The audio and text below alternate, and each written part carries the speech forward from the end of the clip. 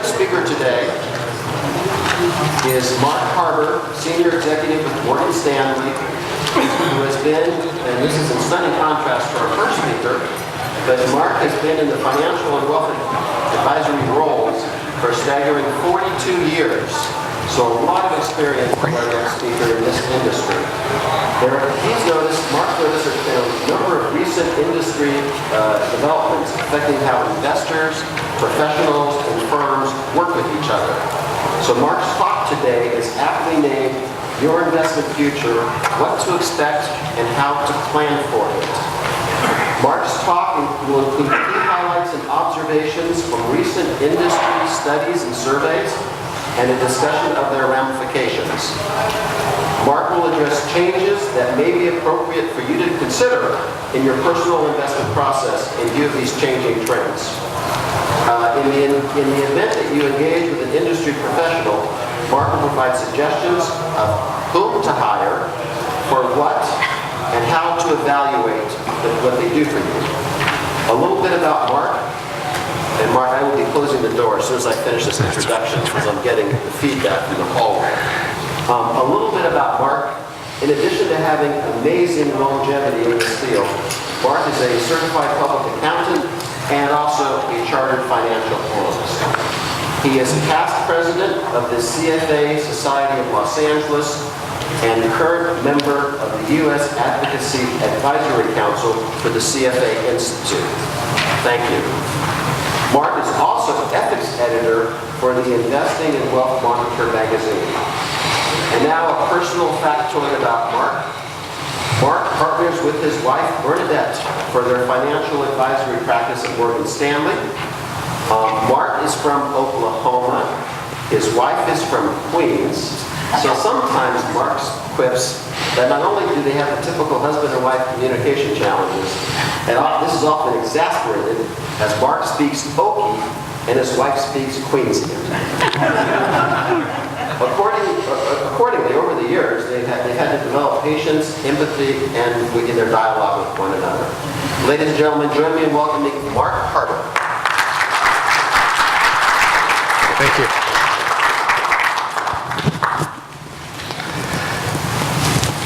Everybody hear me okay? The microphone all right? Yes.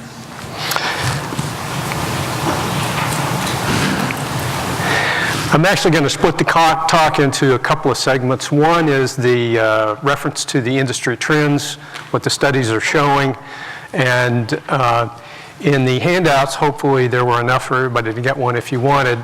There are some reading resources at the end that I would suggest that you take a peek at, and I'm going to call a couple of specific instances of those that I think are relevant to not only the investment industry, but sort of society as a whole in some ways, in connection with what we're seeing with technology and so forth. So, first, industry trends, and then talking about valuing advisory support and what that means and how to be most efficient in going about it. The EDELMAN group has a trust survey that they do annually, and while you could take a look at it, I've given you the web reference there to take a peek at it. There's some interesting observations in the entire thing, but just one of the slides that I wanted to show was that influence and authority are changing a bit. In other words, we used to look at specialists and people of authority who had a deep dive knowledge in certain topics as really the resources that we should go to in making our own decisions. Actually, with regard to what I will call the distributed set of information, think blockchain, think Bitcoin, those sorts of things, think websites that do deep dive into things. They're actually having a greater impact on how we're making decisions, who we choose to trust and why. And in fact, one of the references in the back is a book by Rachel Botsman, Who You Can Trust is the name of her book. And she is talking about a shift from really 3 evolutions of trust in our society. One of them was what I'll call local trust in individuals. You met people. You looked them in the eyes. You decided whether or not you could trust them. You lived in their community, so you watched their actions and could compare their actions to what they said their values were and make sure it was okay. We evolved from that into institutional trust. Think major financial institutions. Think corporate brands. You trusted the brand because they were providers of a reliable product. Now we're moving to a distributed evolution of trust, and that is algorithms, that is high tech. There are places where you can go to search information and backgrounds on people. There is a website called Truly that if you have a person's name, address, you can search all kinds of Facebook, Google, internet-based research to decide whether or not you want to trust them or not. So there are a lot of resources, and we're moving into that evolution, which will presumably, according to Rachel Botsman, change how we decide who to trust and for what. So this is just a general trend, and I wanted to plant the seed for that. Another interesting point about the Edelman Trust Barometer is that we have seen basically a rise in trust in the financial services industry by the general population. A couple of differences, informed public and general population. There is a little bit of a difference there based on how many people really do deep dive in terms of news reports, knowledge, investment industry, and so forth. But it's slowed a little bit. And lots of reasons why that might be the case. Perhaps the polarization in the geopolitical environment these days is driving people back a little bit from being so trusting. But in any case, the general trend has been going up as people know about their industry. For the retail state of wealth management, interestingly, as you would expect, discretionary accounts, think robo accounts that you're giving someone the ability to adjust, have increased a bit over the last few years.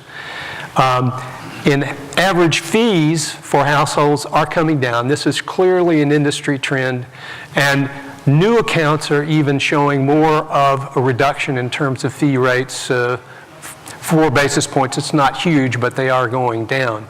And this is a study from Price Metrics, which is part of McKinsey & Company. There's clearly some consistent pressure on reduction of fees. And as Peter mentioned in the last discussion, a lot of the acknowledgement of that is going on with the shift to both robo-advising, passive investments in index funds, which obviously carry a little bit of a lower fee associated with the activity that they do. Retail wealth management is another from that McKinsey survey. This is assets under management by generations. So the 4 generations are the greatest generation, World War II and earlier, baby boomers, 1946 and later, Generation X and Generation Y. And over the years, you do see in 2014, 15, and 16, 92 and 90% of the assets under management are in assets held by those born before 1966. I'm sorry, that's wrong. 1966, beg your pardon. This is the generational issue in spades coming up, because what's going to happen to all those assets? Obviously, people are living longer, but there are going to be generational transfers of assets. I'll talk about it in a second, but there is also a really interesting read that you ought to take a look at. It is a book by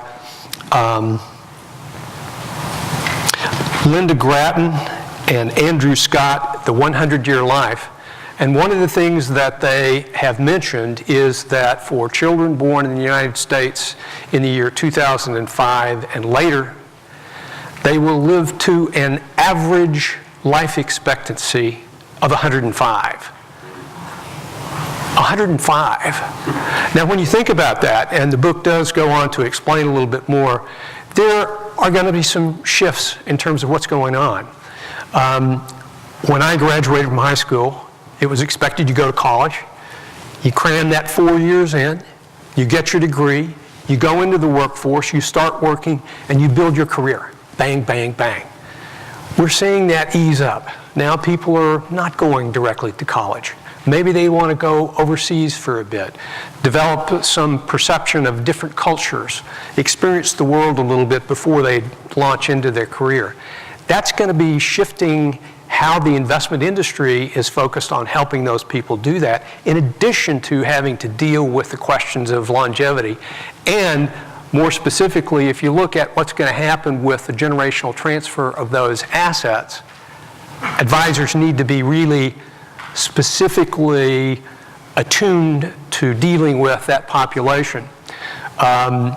Interestingly, also, the CFA Society of Los Angeles has undertaken a newer initiative to develop some programs to help advisors focus more on issues with elderly clients from the standpoint of scams that are attempted on elderly clients. The numbers and the proportions of that have really grown. We're seeing a lot of communities, in fact, build commissions and agencies that will help their local communities deal with issues and protect clients in that regard. We're going to be doing some more programs in that regard going forward. There's a specialty firm that I'm familiar with that started in New York. They also have an office in Pasadena. And this guy is a specialist in terms of holistic work with senior clients, those that potentially would eventually have some degradation in their mental capacities due to dementia or just aging. And I had lunch with the guy and I said, talk to me about, in proportion of the clients that you historically have worked with over your career in this business, which is a long time, what proportion of your clients have been hit either with family or external scams or attempted scams? And he said a third. A third. So it is going to become, particularly in terms of the potential aging of our population, a more significant issue to have to deal with, that we should pay attention to and be prepared for. Next slide, there's quite a bit here. I'm just going to make a few comments about these disruptive trends. This was produced by Deloitte Development LLC, and again, I've given you the website if you wanted to take a deeper dive and look at some of the issues. But I'll go through all 10 of them and then focus on 4 that I've highlighted in red here. One is new generation thinks differently, and I mentioned, I will mention in a minute, but there is a book, Unlocking Generational Codes by Anna Leota, that is really a significant read. People speak differently, communicate differently. Priorities are different based on generations, and this book helps equip us, I think, with better thinking and more adaptive skills to be working with intergenerational issues. Robo-advising, that's clearly coming, and interestingly, I went to CFA has a private wealth institute or group that does programs based on private wealth and focusing on that. And we had a program last year in which we had a debate. There was a person who was specialized in the algorithmic trading and robo-advising, and there was a guy who was a private wealth guy from the UK, and the first guy's charge was in asking the question, as this was, I don't know, 80 to 100 private wealth advisors that were CFAs. Do you think that the robo-advising by technology platform is going to be disruptive? And the first guy was, yes, it's going to be disruptive, and this is why. And the second guy said, this is going to be transformative. And he mentioned why he thought that it was going to be a healthy sort of challenge in a lot of ways for human advising. And at the beginning of this particular session, they did a poll of all these wealth advisors that typically had very significant books of business that they did. And the proportion, the majority said it's going to be disruptive. Robo-advising is going to be disruptive. So we went through the entire course of the program, the discussion, and the points back and forth, what would be good about it, what wouldn't be good about it, and how can we use it to the advantage of private wealth advisors and our clients? Can it be a generational tool that we can engage to help more active communication with clients and so forth? And at the end, after the discussion back and forth and the arm wrestling about robo-advising, they did the poll again. Do you think it's going to be transformative or disruptive? And the greater proportion said transformative. Advisors are embracing technology. Part of the problem is how do you do it most efficiently and how do you adapt it exactly to the client that you're working with at the time? So that's going to be a big issue. Big data, advanced analytics, that was part of what I talked about before. How do we use that more effectively in engaging with clients? Are there automatic rebalancing mechanisms we can engage? Investors value holistic advice on how to achieve multiple, often conflicting goals, a range of investment and funding strategies. There's a lot of pressure from all of the institutions for private wealth to be more human in your approach, more empathetic to your clients, and in terms of talking about values more than specific performance results, to be sure that when you design the strategies that Peter was talking about in terms of timelines and so forth, they really reflect what needs to happen over what range of time. Retail investors are demanding access to asset clients and strategies in the same way as high net worth. This is sort of the compression aspect of fee reductions and so forth. A lot of pressure in the industry to be adaptive to that. Longevity concerns. I just mentioned that new book, Indicating Longer Longevity. I think that one of the most significant issues faced by the industry today is that people do have greater longevity, and a significant proportion of the people in the United States don't save enough money. They just don't. And that will be a huge issue that's going to bite us if we don't do something. Advisors are aging and leaving the industry faster than firms are replacing them. Wealth is about to change hands. And the other thing that is a big issue, we'll talk about in one sec, is the number of people. What is the statistic supporting that? We'll look at it in a second. Macro environment, geopolitics are a huge volatility factor today. I'm sure everybody's concerned about it, but I can't tell you the number of conversations I have with clients that are absolutely on the edge of needing to take action, and they're driven by what they're hearing in the news and looking in the paper in terms of that kind of stuff, as opposed to being a little bit more rational in their approach, but that's certainly a big issue.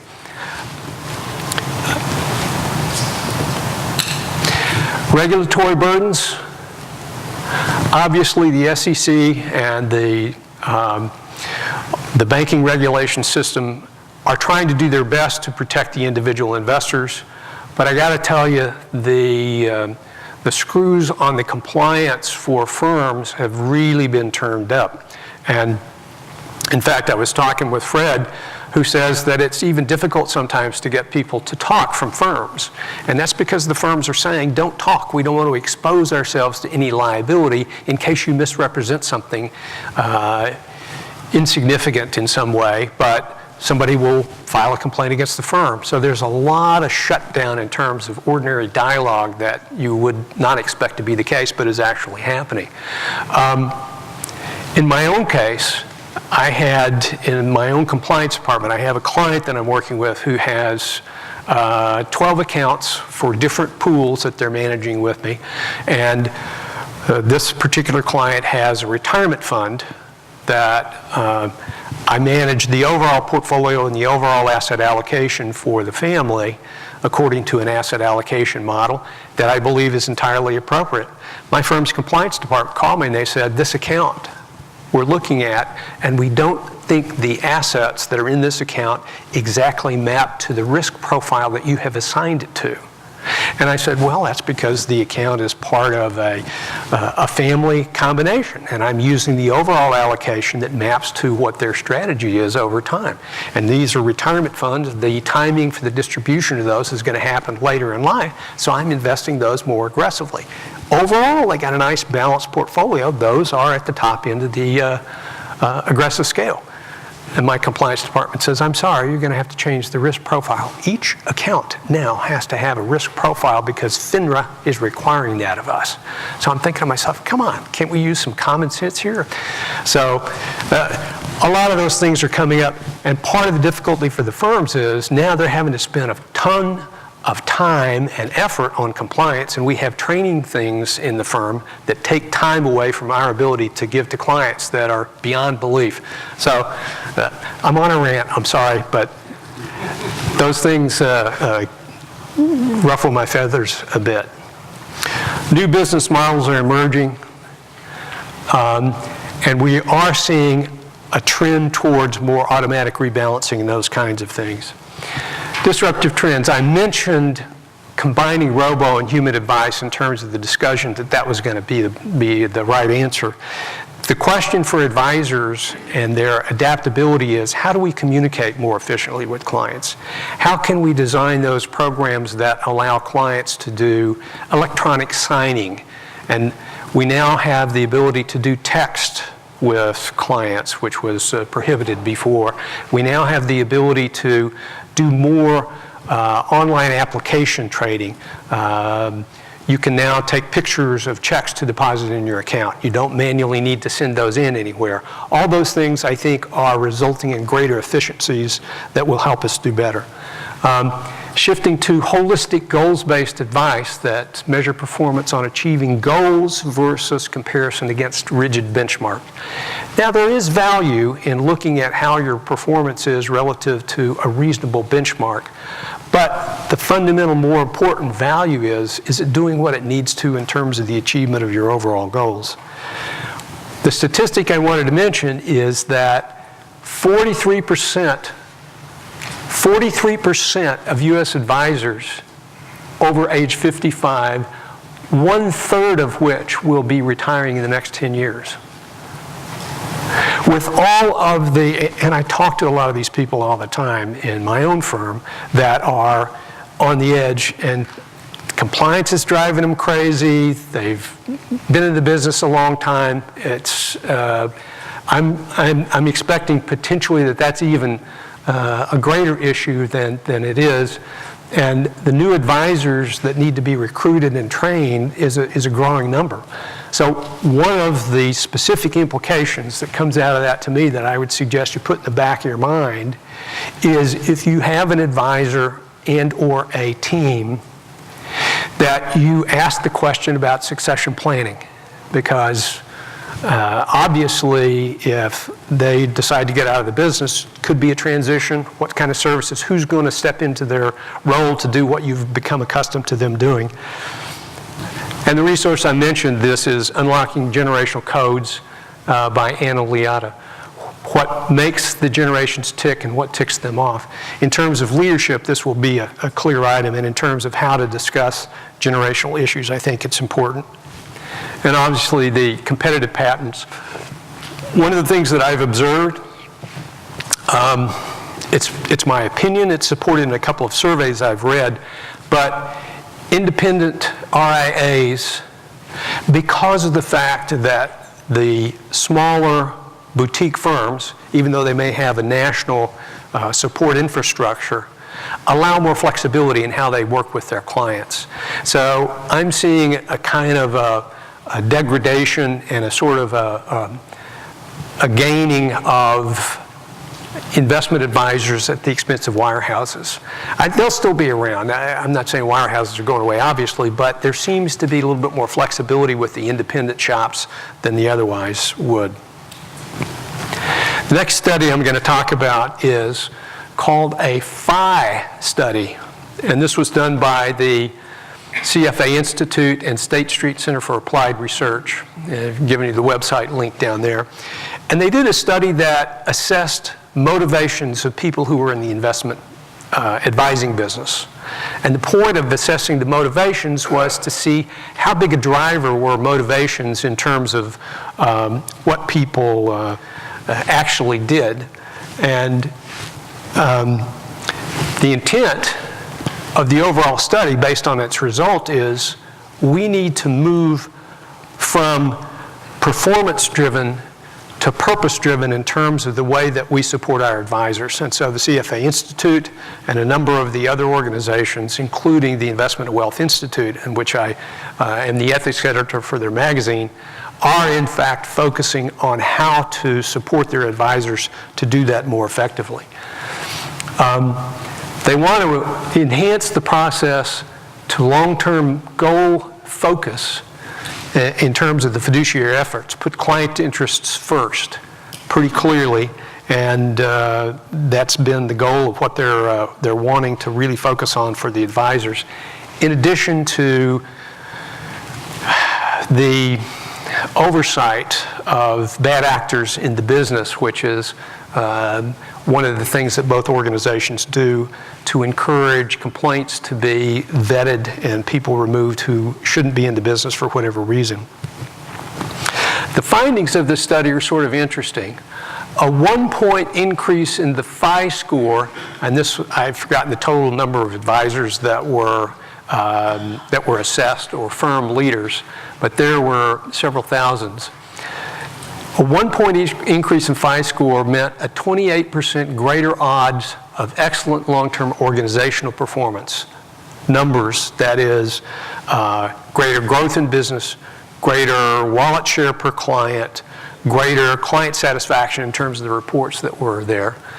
55% greater odds of client satisfaction and 57% greater odds of employee engagement, meaning the employees and their performance reports and their ability to be managed were certainly higher.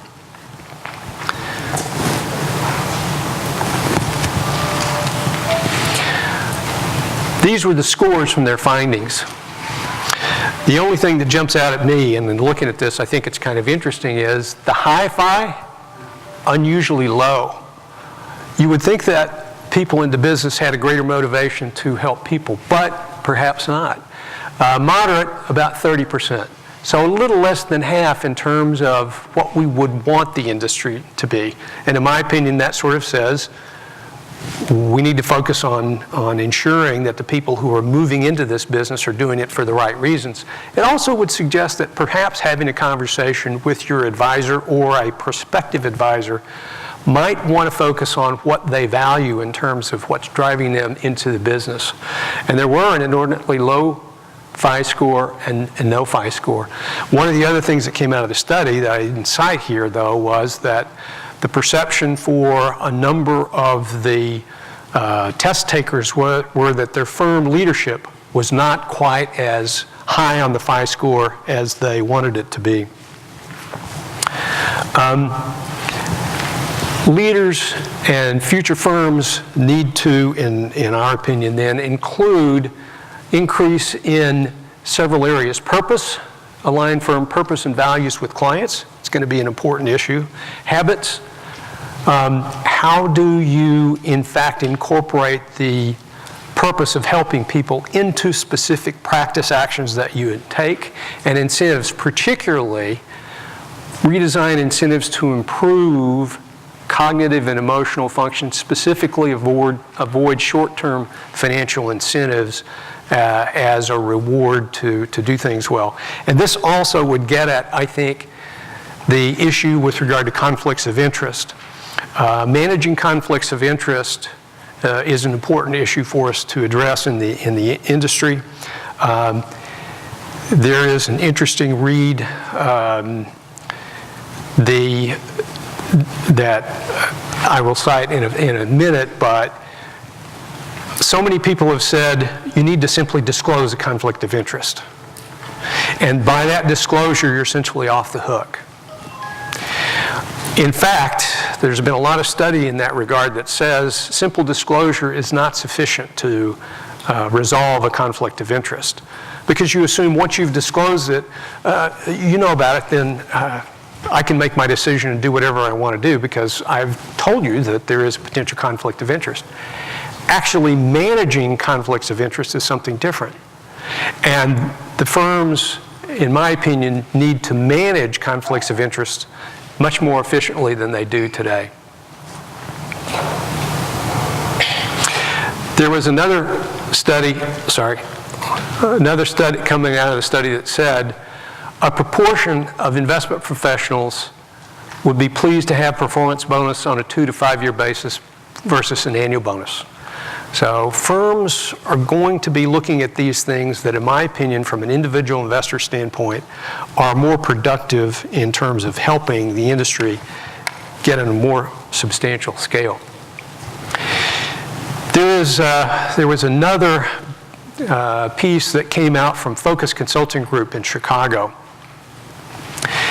Jim Ware is the guy that runs this particular operation, and he has a piece called Money, Meaning, and Mindsets that you can simply look up, and I do cite it on the next slide. There is a reference to it in point. But he starts with Maslow's hierarchy of needs and so forth, and the lowest hierarchy is, primitive years, do what you want to do, power and control are the issues, and it's hard to see. Security and safety and survival are the important, and the whole evolution of society is going up. And the second member is guardian, connection, belonging, loyalty. Life has meaning and purpose with predetermined outcomes. The orange is more success, winning, competing, and at least in Jim Ware's perception, this is where the industry is currently, basically orange. Search for success, do what we need to do, drive a hard bargain, compete, and your own self-interest is really the governing factor. Jim is suggesting that the leaders of our business need to move into the green mode. Peace within, harmony in community, trust and respect, collaboration, communication. So a number of the initiatives coming out of the CFA Institute and the other national organizations are focusing on ways to shift our toolkit to include those as the way that we work with clients more significantly. I just mentioned that orange, and we should move to green. High emotional quotients, emotional sensitivity, empathy for clients, and that sort of thing, as opposed to we're going to hit these goals, I'm making X amount of dollars in addition to your benchmarks. We may have to look more distinctly, and I'll talk about this in a few seconds when we're into talking about how you value advisors. Ware has an interesting description of a term that he's calling household alpha. Household alpha is, how about your estate plan and your long-range tax flow forecast? And am I doing some things as your advisor that actually are saving you estate tax costs potentially, or are looking at mapping your assets with a mix that handles more successful planning for your future generation? There's true value in that. How is it valued? It's not really today, but generating different ways to evaluate advisor performance, including something that would be on the term of household alpha, would be important. Are there risks that you are taking in terms of your insurance policies that aren't particularly efficient for you? Are there ways that we can review your insurance to come up with a more efficient way of doing that? Some advisors do that. It's beyond the scope of specific investment returns, but it is a service that some advisors provide that would be valuable to certain clients. How do we measure trust? How do you know whether you can trust your advisor? How important is it? How would you measure your trust? Gut feel? Is there other ways we can do that? It's probably some skill set that advisors need to spend more time learning in terms of how it is that they get better at it. Perhaps we should look at restructuring fees such that your advisor has skin in the game. If performance is strong, maybe your advisor should get kind of a conceptual fee bonus for that.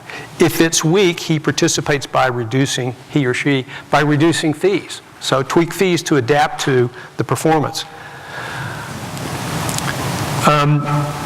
Firms with leaders in green or yellow stages are better positioned, perhaps, for the future in hiring the right advisors that are adaptable. So that's another thing that came out of that particular study. One of the things that is clear in terms of all these perceptive studies that is emerging, and the industry spending a lot of time in it, is the difference between fiduciary and suitability. And I just put this up as a reminder. The suitability standard is, in fact, lower.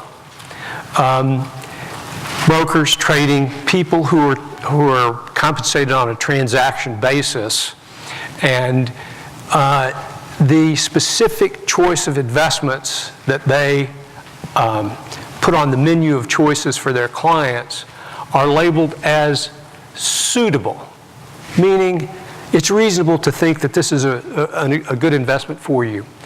But fiduciary standards is a higher standard, and it says that an advisor, in presenting investment choices to their client, needs to be doing so on the basis of the best interests of the client. In other words, the advisor says, I know you well enough to say that this investment meets a higher standard. Interestingly, both the CFA Institute and a number of the organizations are advocating for regulations that make the fiduciary standard the standard for anybody in the private wealth advice business these days. And they're saying that anybody that is not labeled an advisor, brokers, for example, or perhaps annuity salespeople, have to be labeled as salespeople. So that there's kind of a clear line of distinction between what is the fiduciary standard and what is not. As well, you'll see a lot of the firms and the institutions focusing on putting investors first. And in fact, the CFA Institute has developed a website and resources with a statement of investor rights. And all of the training for private wealth professionals now is focused on these kinds of activities. Honesty, independent and objective advice, priority of financial interests, fair treatment, disclosure of conflicts, and as I mentioned, the book that is an interesting read, I didn't put this, is The Failure of Mandated Disclosures, but it's really interesting to read in terms of how much mandated disclosures really don't do the job.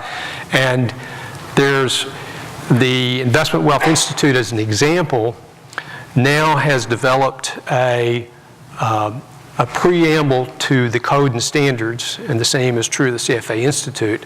And the code and standards that people who have those designations, CFA and the Certified Investment Management Analyst, CIMA, and the C8, Chartered Financial, the Private Wealth Advisor, Certified Private Wealth Advisor designations, all sign a code that it has a preamble that says not only is it right that you disclose, but you have to manage your conflicts of interest. So our actual code and standards is requiring that conflicts of interest be managed, not just simply disclosed.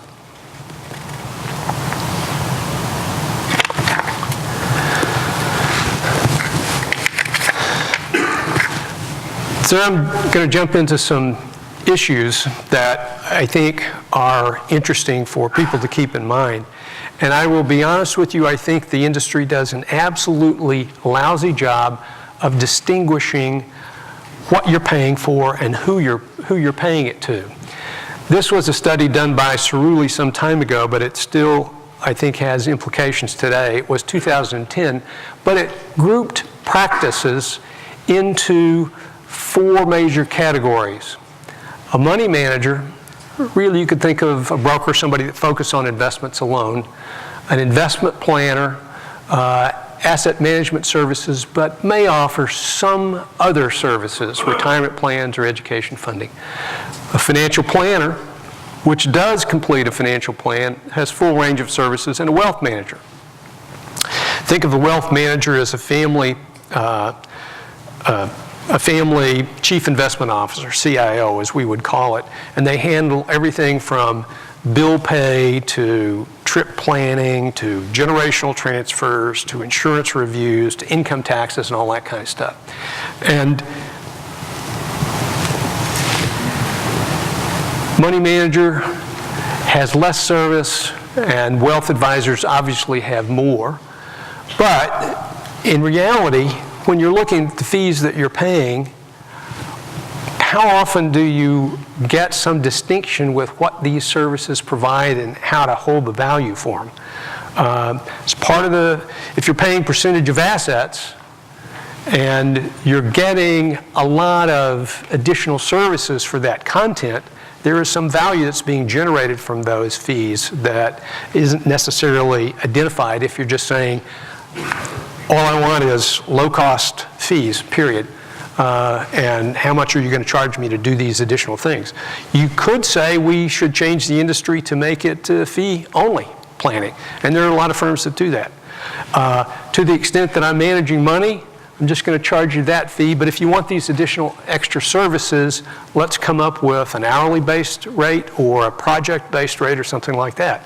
We may see that happen. It would be a way to evaluate that. But I'm just saying in general, if you're paying fees and you're getting these additional services, there ought to be some way that you value those. This was also a survey that says how many, by practice type, what sort of services are rendered. And so obviously you see these various type groups and the proportions that they spend in terms of the activity. Investment planner and financial planner or wealth managers all obviously did retirement income planning and projections. Due diligence, a lot higher on that regard. Estate and insurance, obviously higher to the right you go. And then specialty projects were another piece of the proportion of how many firms were doing that in terms of their practice models. And I guess I like to summarize the idea in sort of a simple way of thinking about it. If you think about the value to you of how it applies to your situation in terms of the tailoring of value, the human advisor, in terms of the automated system and the robo-advising, standardized reporting, contact via mass emails, automated communication, index and passives, they don't add a lot of value, but they are, in fact, a way to keep you engaged. The human value comes when you incorporate the human touch. Discovery of values, belief principles, customized reporting, estate and income tax support, insurance, family dynamics, retirement planning. An example for that is I have a client who is passing some generational wealth, client of about $20 million, passing $3 million, and is buying a home for each of his 3 children. We have done an extensive amount of research on how to fund that, whether or not he should simply gift it to them or have them sign notes back, how to handle the transfer based on the profiling of each of the 3 kids in terms of the psychology of whether they can handle it or not. Their circumstances are very different. These days, if you really want to be engaged, you almost have to have a degree in psychology to do this well. But certainly, in his opinion, in our discussions with him, that has been very valuable. Simply to have the conversations and to catalyze the discussion between the client and his wife in resolving that was helpful because they may or may not have done it on their own, and at least it provided a platform for them to have those discussions. There's a couple of things that you can take a look at in terms of resources. And this is really an excellent resource to take a peek at. Charlotte Baird has been in the industry a long time, and she wrote a book, Wealth Management Unwrapped. And in looking at hiring an advisor, assessing yourself for your level of knowledge and the need for control are pretty important topics. And this is a self-exam, and you go through, answer all these questions, and score yourself on that, and then you put that into a chart here and see where you place. And this is interesting. People like us, caution, capable, overconfident, do-it-yourselfer, vulnerable, irresponsible, naive, hopeful, delusional. If you're out at the extremes, there's going to be difficulty in reaching a reasonable working agreement with an advisor. And in fact, in the middle is a probably most successful zone in which to score. But the issue is low need for control, high need for control, sophistication levels, and so forth. That's the area of most productive engagement, I would say. If your scores are in there, it's more likely. Otherwise, you're probably going to have some issues with regard to anybody that you would choose to hire. Or you would have to have some specialty services, I would think, in terms of wanting to be sure that you take more time to get things done. The other helpful thing is to take a minute to think what is most valuable to you in terms of practice provided and so forth. People, philosophy, process, performance, and fees. Who they are, what they believe, how decisions are made, how they've done, and what they charge. What they believe is the PHI study coming into play and saying that matters, and so forth. One of the interesting things that comes out of this to me that is an important question, and we'll go through a few questions in a minute that I provided for sort of a matrix if you're looking to hire somebody, is